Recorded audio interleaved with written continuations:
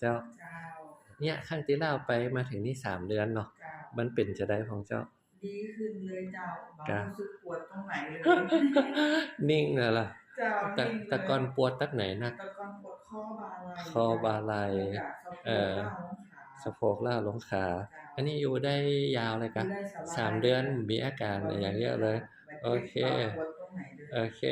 แล้วก็มีตกหมอนน้อยๆมั้ยก็เจ้าใจแยะแล้วเบาก็หันคอ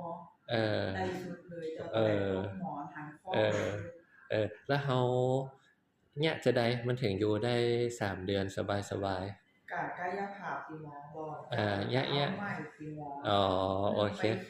โอเคกายภาพท่าไหนพ่องท่าอ๋อท่านี้เนี่ยบ่อยๆล่ะเจ้าโอเคแล้วสะโพกขาล็อกมีก็บ่มีเลยเจ้ามีเนาะบ่ได้แล้วเฮาลุกบ่อยก็เวลานั่งลุกบ่อยก็ลุกทั้งวันเจ้าโอเคไปนั่งแต่ละเจ้าอ๋อโอเคก็คือเปลี่ยนอิริยาบถบ่อยๆล่ะก็อยู่ได้สบายๆเนาะโอเคได้เลยดีเลยกับนี้แค่นี้เฮาละไว้เฮาจะทิ้งช่วง5 เดือนเนาะเราลองดูเนาะว่าจะไหวกันเนาะได้เจ้าน่าจะได้อยู่น้องว่าโอเคสู้ๆครับสวัสดีครับ